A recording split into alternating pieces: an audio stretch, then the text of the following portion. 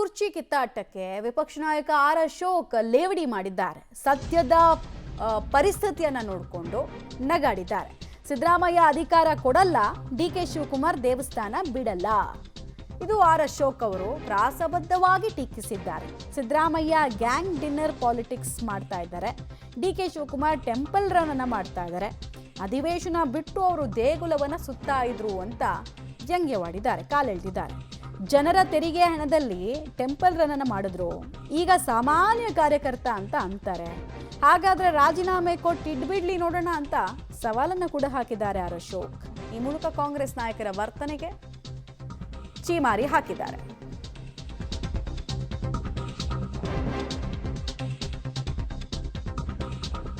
ರಾಜೀನಾಮೆ ಕೊಡಬೇಕು. ಕಾರ್ಯಕರ್ತನಾಗಿದ್ದಾರೆ ಅಂತಂದರೆ ಉಪಮುಖ್ಯಮಂತ್ರಿಗೆ, ಕಾಂಗ್ರೆಸ್ ಅಧ್ಯಕ್ಷರಿಗೆ ರಾಜೀನಾಮೆ ಕೊಡಬೇಕಾಗ್ತದೆ.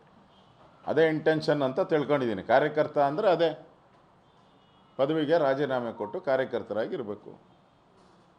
ಮಾಡಲಿ, ಸಂತೋಷ. ಸಿದ್ದರಾಮಯ್ಯನವರು ಅಧಿಕಾರ ಬಿಡಲ್ಲ, ಅಧಿಕಾರ ಕೊಡಲ್ಲ, ಬಿಡಲ್ಲ.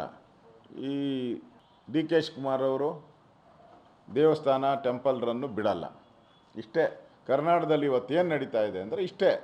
ಇವರು ಒಂದು ಕಡೆ ಟೆಂಪಲ್ ರನ್ನು, ಅವರ ಒಂದು ಕಡೆ ಡಿನ್ನರ್ ಪಾರ್ಟಿಗಳು. ಸಿದ್ದರಾಮಯ್ಯನವ್ರ ಗ್ಯಾಂಗು ಡಿನ್ನರ್ ಪಾರ್ಟಿ, ಇವೆರಡೇ ಕರ್ನಾಟಕಕ್ಕೆ ಪಿಕ್ಚರ್ ನಡೀತಾ ಇರೋದು. ಇವೆರಡೇ ಪಿಕ್ಚರ್. ರಾಜೀನಾಮೆ ಕೊಡಬೇಕು. ಕಾರ್ಯಕರ್ತನಾಗಿದ್ದಾರೆ ಅಂತಂದರೆ ಉಪಮುಖ್ಯಮಂತ್ರಿಗೆ, ಕಾಂಗ್ರೆಸ್ ಅಧ್ಯಕ್ಷ